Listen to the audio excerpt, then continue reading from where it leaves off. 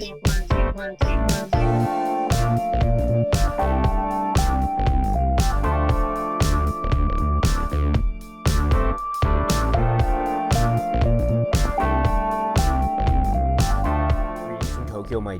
dear friends, this is Daisuke, and I very much hope that this video finds you well and in very good spirits wherever you are in the world. And today, if you don't mind, I would very much like to continue on with answering viewer questions or responding to viewer questions that you were so kind to send to me. I consider myself very fortunate and lucky that you would be willing to send along these questions to me, and they're all excellent. So thank you so much for taking the time to send along these questions. It's given me so much to think about, and it's also given me yet more windows of opportunity, shall we say, to get to know a little bit about you and your cinema journey background, and that makes it so valuable for me as well. So thank you very much for giving me these opportunities. I very much appreciate, truly I do. And in that spirit, let us now go to the next question, shall we, which is from our dear friend DungeonStudio. So thank you very much, DungeonStudio. As always, I so much enjoy our conversations, and I look forward to our continuing conversations in the future. So thank you very much, my dear friend, and your great question and comment, which is this: what age and what movie did you see that made you become fascinated with film? My earliest recollections was growing up with a black and white TV, watching, say, Get Smart to Godzilla versus the Smog Monster on a Sunday afternoon, and my mom taking me to Disney movies. From an early age, I understood TV and movies. They were enjoyable, but they were simply entertainment. My mom took me to 2001, A Space Odyssey, when I was 8 or 9, and that's where I became awestruck. That movies could look that good. The special effects left no giveaways, i.e. rubber monster suits or pie plates or bats hanging off of strings. And the story left me bewildered by the end. Even at that young age, I was suddenly aware that movies could take exceptional thought and time to make, tons of money to make it look so good, and patience with everyone involved. And even then, I knew this wasn't a movie everyone was going to enjoy or respect. But the dedication by Kubrick and all to win over a kid like me, at least, that was the epitome of the power of film from then on. That's great. Wow. So DungeonStudio, thank you very much for this. This is so wonderful. And you have once again been so gracious in sharing with us a little bit about your own cinema journey background and early memories, including this one about 2001, A Space Odyssey. So thank you so much for that. And a great question too, which is, right, at what age, what movie did you see that made you become fascinated with film? Wow. So let's take a step back. I think because I think for me, this could be answered in many ways because one can take a number of films. There are a lot of films, I think, that have had that effect upon me to a certain degree anyway when I was quite young. So I think I might be able to answer it, again, depending on what my frame of mind is at a particular point in time. But let's take today. Right now, I can mention, well, here we go. Let me mention a few. Now, I should also preface by saying that I am very poor when it comes to recalling the specific point in time, the year or the age I was. So I'm very bad with those details, so I can't quite pinpoint it. And even if I were to try, I might get it wrong.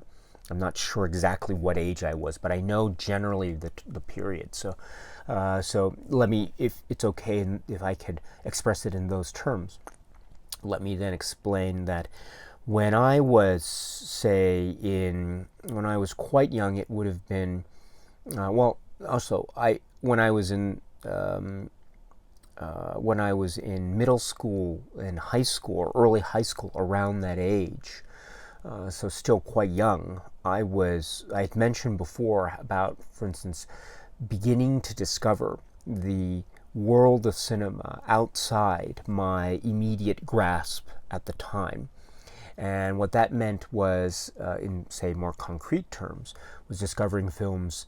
And, for example, this was around the time, again, at this early age, that I was beginning to become aware of, say, the films of Akira Kurosawa Akira. And I had mentioned, I think, in a past video somewhere about how much his films, or discovering his films, meant to me. And I believe I mentioned the work Yojimbo being the first film that I was conscious of seeing by Kurosawa, and it was mind-blowing for me, and it remains, I think, in that way, it remains one of my favorites, because I have this strong connection in my memory to this film, because it came in, I was able to watch it at a time in my life, again, during these years of teenage or pre-teenage years, adolescent years, etc. I was able to discover it during this time, and it was very important to me that I was able to discover it at that time. And it gave me a lot of solace, it gave me a lot of comfort, and it also gave me a lot of things to begin to think about. Again, that was beyond my immediate grasp of what cinema was for me at the time. So on that basis, or from that, say, jumping off point, I then entered my, say, high school years or early teenage years, and I began to try to discover and to find as many of these films that I was beginning to read about, and going to the particular, it would have been, say, world cinema section of the local video store, for example, or something of that sort, and trying to rely on reading up on whatever books I could find in the local library or the local bookstores, and relying on, therefore, going to as many video rental places, lending libraries, and the like, in order to try to find more of these works. So that was the spirit that I was in at the time, and perhaps that spirit has continued on beyond those years. But in any event, this was the period that I was beginning to become, eager to try to find more things that I was reading about. So in that discovery period, I can mention as examples, for instance, let me mention another Kurosawa film while we're at it, which was the film which is known in Japanese as Kumo no Sujo, which can be just translated as the Castle of the Spider Web, or Spider Web Castle, Kumo no Sujo. It's known in English under the title Throne of Blood. So there is this film from Kurosawa, and also starring Mifune Toshiro Mifune. It's called Throne of Blood, and it is described as being based upon the tragedy of Macbeth, the Shakespeare play. And so I would say the baseline, or many aspects actually of the play, Shakespeare's play, are found in that. And so this was a fascinating film for me to watch, again, during this time, around the early high school days, because for me anyway, in the high school curriculum that my high school was operating under, we would be reading some Shakespeare plays, and one of them would be Macbeth, and that would have been tragedy of Macbeth, and that would have been very early on in the high school, say, reading curriculum that I was in. And so it was great, therefore, to have a sense of what Shakespeare was and what Shakespeare is. And again, this was also the time when I was beginning to discover a little bit of the world of Shakespeare. And also, at the same time, parallel to this, I was beginning to discover the world of Kurosawa. And as we know, Kurosawa does have this great fondness for the works of Shakespeare, as you've seen by example in some of the links, very strong links between certain points of Kurosawa's filmography and Shakespeare. And so on these parallel tracks that I was on at the time, I was discovering Shakespeare, and I discovered more Kurosawa films, including Throne of Blood. And so there was that air of excitement already for me. And then when I watched the film, it was shocking. It was very, very shocking. It was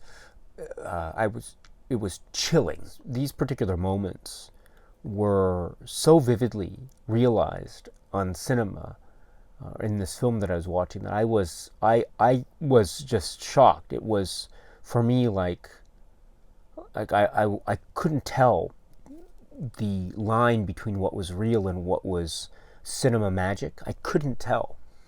And I was just, I tried to watch these particular scenes of the film over and over again to try to get where the line was. And again, I really couldn't tell during this watching of the film or being absorbed by the film at this early age. And then, so I became just stunned by it and shocked by it. And I just was trying to figure out how they did these certain sequences, because they are just mind-blowing in terms of what happens, right? And so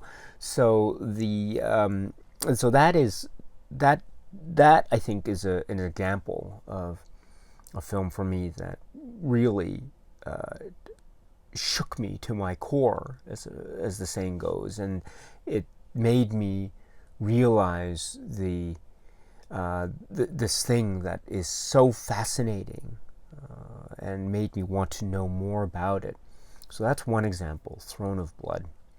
And then another example, again, my first time watching it would have been around this time in my life, early, the teenage years, is the film Pickpocket, the Robert Bresson film, Pickpocket.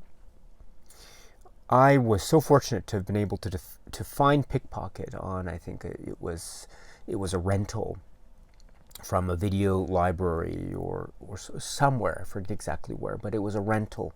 And so I saw this film, and it was I didn't know much about Bresson. I didn't know anything about Bresson, in fact, and I didn't know what this film was, and it seemed like an intriguing work, but it was also something, as I say, I didn't know. And so I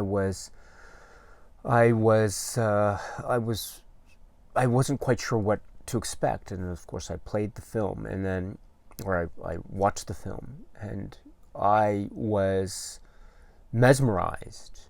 I was absolutely mesmerized by what I was perceiving at the time to be something that was completely different in terms of the way the story was being told. It was very different from anything that I was used to at the time, and the way that the characters and the actors are situated within the frame, how they deliver the dialogue, their tone of voice when they deliver the dialogue, the way that music and composition are arranged in order to create the sense of atmosphere. And it seemed very much antithetical to what I was used to. And I was feeling that. At the same time, though, I can acknowledge that even though I might have felt that way, I was still so absorbed by what was going on, and the way that close-ups are used, and the elegant beauty of the flow and the movement of hands as they essentially waft and go in and out, go through pockets and practice the art of pickpocketing and the like. And so it was mesmerizing and very suspenseful. And so this divide was suddenly emerging before my very eyes, this idea of something that was very much different from what I was used to on the one hand, but it was still giving me this sense of engagement and being mesmerized by on the other hand. And so the film Pickpocket is a very fundamentally important film to me, and it was, again, an example of one film where I was not only hooked, but I was intrigued, and not only intrigued, I was forever changed. And so once I saw Pickpocket, I was forever changed, and so I knew or part of me perhaps sensed or felt that there was no going back. I think my film journey was already well underway, and there was no turning back. There was no switching it off. It was now on and totally on, just moving forward. That, I think, was so fundamentally important for me, because it was well, it shocked me again because it showed me a different way of telling a story. Also, this was around the time, again, I was discovering, I mentioned earlier about discovering Shakespeare. I was also discovering Dostoevsky. And so I had, by this time, already read Crime and Punishment. And so I don't claim to have been able to know every single intricacy and significance of the work when I read it for the first time, but I did know the general story. And so I think knowing that, and also watching Pickpocket, I think was also a really amazing, revelatory experience for me at the time when I was, again, in these early teenage years, and seeing the links there. And also, therefore, seeing how a story like this, which is very much a type of there's a raw power to the film, or to the story, excuse me. There's a very raw power to the story, which is which is undeniably effective and very, very powerful indeed. How this can translate into the storytelling methods of Robert Bresson, and it's not a page for page specific exact adaptation. I realize that, but there is a very strong link between the two, and to see this link expressed again through the style of Bresson was again another mind-blowing moment for me. And from then on, as I say, was no turning back in terms of discovering more works of Bresson, and also the path forward in terms of the cinema journey for me. So I think those would be two examples that I could cite right now to try to answer your great question. And it's a great question, by the way, so thank you very much for that, my dear, dear friend. And for anyone else out there, how would you answer this great question from our dear friend DungeonStudio? Once again, what age and what movie did you see that made you become fascinated with film? Okay, my friends, so that's it for now. And so until we meet again, please be happy and healthy and well, and please keep on watching a lot of great, great movies. Thank you so much, as always, for your time. I very, very much appreciate it.